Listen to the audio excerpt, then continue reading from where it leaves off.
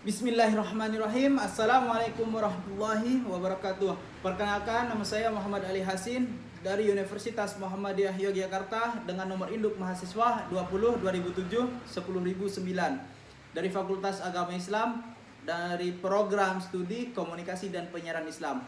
Baik teman-teman, pada kesempatan kali ini saya akan menyampaikan presentasi saya tentang analisis permasalahan dakwah, tepatnya yaitu di daerah Madura. Nah, masyarakat Madura ini dikenal dengan keakraban antar sesama manusia yang selalu mengedepankan perilaku yang baik terhadap semua orang.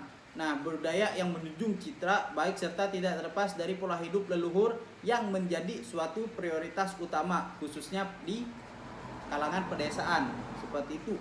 Nah, dan Madura ini juga dikenal dengan berbagai budaya dan tradisi yang sangat unik. Tidak hanya pada ranah budaya kerapan sapi atau budaya petik laut dan lain-lain. Akan tetapi Madura memiliki kekhasan yang berbeda dari berbagai pulau lainnya.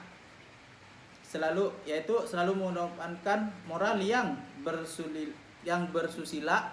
Realitas pada masyarakat Madura ini tidak terlepas dari pola hidup yang disajikan oleh leluhur mereka. Hal ini sangatlah jelas bahwa masyarakat Madura sangat melirik adat kebiasaan mereka, mulai dari ranah pribadinya hingga ranah sosialnya. Nah,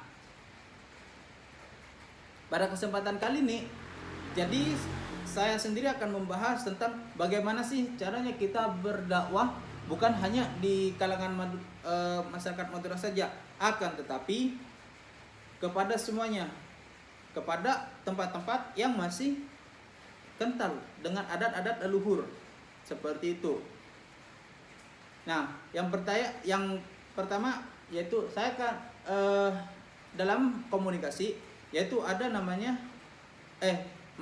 dalam hal dakwah yaitu ada namanya model dakwah, dan model dakwah ini dibagi menjadi 3, yaitu yang pertama bil al hikmah, kemudian yang kedua mau'izatul hasanah, dan yang ketiga yaitu mujadalah billati hiya ahsan. Nah, secara garis besar ada tiga pokok model-model dakwah seperti itu. Nah, bagaimanakah penjelasan dari ketiga model dakwah tersebut? Yaitu kita lanjut yang pertama. Kita harus mengetahui dulu apa itu model dakwahnya itu. Bagaimana penjelasan dari model-model dakwahnya itu? Oke, yang pertama yaitu bil al-hikmah, yaitu berdakwah dengan memperhatikan situasi dan kondisi sasaran dakwah kita. Jadi yang pertama, kita kalau misalkan ingin berdakwah, kita harus menjelajahi dulu, harus memperhatikan dulu situasinya, bukan hanya di kalangan masyarakat Madura atau di kalangan masyarakat tertentu, tapi bisa juga untuk masyarakat yang lain, walaupun mereka tidak terlalu kental dengan adat leluhur mereka, tetapi strategi dakwah ya itulah seperti ini. Kita yang pertama dengan menggunakan metode model yang pertama yaitu bil hikmah, yaitu berdakwah dengan memperhatikan situasi dan kondisi sasaran dakwah kita. Misalkan kita ingin mendakwahi si A, kita harus tahu dulu bagaimana lingkungan dia, kenapa dia bisa begini. Atau misalkan kita ingin mendakwahi di kota A, kita telusuri bagaimana kota A ini dan bagaimana kota A ini, kemudian bagaimana kondisi lingkungannya, seperti itu. Kita harus mempelajari dulu. Setelah kita bisa mempelajari lingkungan dari masyarakat atau strategi dakwah kita bisa menyusun sebuah strategi atau rencana-rencana kita. Kita harus seperti ini dalam berdakwah, nanti seperti ini. Agar kenapa? Kita harus meneliti dulu atau memperhatikan situasi terlebih dahulu. Kita berdakwah yang bisa diterima oleh masyarakat dan tidak memberatkan hati masyarakat tersebut. Saya ulangi, yaitu dalam kita berdakwah yaitu kita harus berdakwah agar bisa diterima oleh masyarakat, akan tetapi tidak memberatkan hati dari masyarakat tersebut. Seperti itulah konsepnya. Kemudian dengan cara yang kedua yaitu mau'izatul hasanah, yaitu berdakwah dengan memberikan nasihat-nasihat atau penyampaian ajaran-ajaran Islam dengan rasa kasih sayang. Seperti itu kawan-kawan. Nah, penting kita berdakwah dengan memberikan nasihat-nasihat atau penyampaian ajaran-ajaran Islam dengan rasa kasih sayang. Bagaimana kalau misalkan kita memberikan ajaran-ajaran Islam atau kita memberikan nasihat-nasihat tentang keislaman kepada warga Indonesia, ya, saya akan menyebutnya yaitu warga Indonesia. Bagaimana kita akan memberikan dakwah kepada warga Indonesia ini kalau misalkan kita tidak memberikannya dengan kasih sayang? Masa kita harus memberikannya dengan membentak-bentak? Dan saya yakin tidak akan ada yang menerimanya. Bedakan suara lantang, tegas dengan membentak. Seperti itu. Lantang belum tentu dia galak. Tapi dengan rasa kasih sayang, ingin meluruskan, ingin membetulkan, ingin mengajak saudara-saudara kita kepada jalan yang benar. Seperti itu. Nah, penting bagi kita memberikan nasihat. Sedikit demi sedikit nasihat dimasukkan, sedikit-sedikit. Seperti pepatah, jangan pernah menjadi gelas yang penuh, tapi menjadilah gelas yang kosong. Dimasukin sedikit air, dan akhirnya nanti akan jadi penuh. Seperti itulah. Apa fungsinya? Yaitu kita memberikan sedikit nasihat. Lama-lama yang kita berikan itu akan menjadi banyak. Seperti itu. Itulah jurus atau senjata ampuh untuk menjalankan strategi dakwah kita, yaitu berdakwah dengan memberikan nasihat-nasihat atau penyampaian ajaran-ajaran Islam dengan rasa kasih sayang. Tentunya tidak langsung langsung banyak seperti itu. Otomatis sasaran dakwah kita tidak akan kuat, tapi kita memberikannya dengan sedikit-sedikit, dengan secara perlahan. Seperti itu, hingga sasaran dakwah kita itu bisa menerima dan tidak keberatan dengan apa yang kita sampaikan. Seperti itu, teman-teman. Kemudian lanjut dengan model yang ketiga, yaitu mujadalah billati hiya ahsan.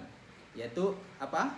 Yaitu berdakwah dengan cara bertukar pikiran dan membantah dengan cara yang sebaik-baiknya, dengan tidak memberikan tekanan yang memberatkan kepada komunikasi yang menjadi sasaran dakwah.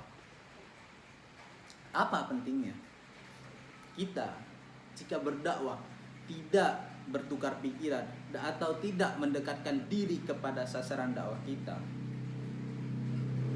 Maka itu akan sangat sulit. Ibarat kata, kalau misalkan kita ingin meminta sesuatu kepada orang, pasti kita akan mendekatinya dulu. Pasti kita akan saling bertukar pikiran. Tidak usah untuk meminta barang, tapi kita untuk meminta sesuatu. Kita pasti akan sesama bertukar pikiran, satu frekuensi, pasti kita akan bisa untuk mengajaknya. Seperti itu, sama dengan dakwah. Nah, jika salah, kita tidak boleh langsung membentaknya, tapi kita memberikan nasihat. Kembali lagi ke model yang kedua, berikan nasihat atau bantahan yang tidak menyakitkan hatinya. Misalkan si A salah, kita langsung bilang, itu salah, nggak boleh kayak gitu, salah. Tapi mungkin yang lebih baik seperti ini, mungkin Anda benar, tapi lebih benar lagi itu seperti ini. Begitu. Nah, begitulah agar dakwah kita itu bisa diterima. Yang pertama yaitu dengan melakukan pendekatan diri. Setelah kita melakukan pendekatan diri, yang pertama yaitu kita memerhatikan situasi sasaran dakwah kita dengan sekitar. Kemudian setelah itu baru kita memberikan nasihat-nasihat kepada orang-orang yang kita menjadikan sasaran dakwah kita. Setelah kita memberikan nasihat dengan sedikit demi sedikit, baru kita berdakwah dengan kita bisa bertukar pikiran. Setelah strateginya matang, baru bisa kita untuk mendakwahi, untuk mengajak orang kepada kebaikan. Seperti itu, teman-teman. Nah,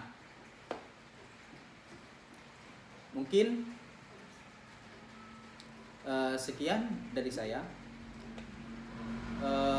Untuk intisarinya atau kesimpulan dari saya, jangan pernah takut untuk berdakwah. Selama kita benar, kita harus tunjukkan. Dan dakwah tidak hanya dengan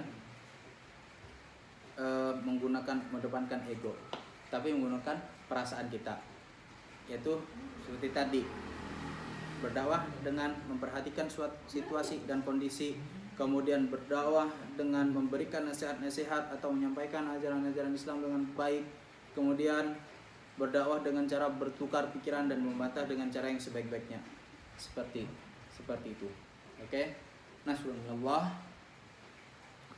Syukron ala husni istimamikum. Wabillahi taufiq wa najah. Assalamualaikum warahmatullahi wabarakatuh.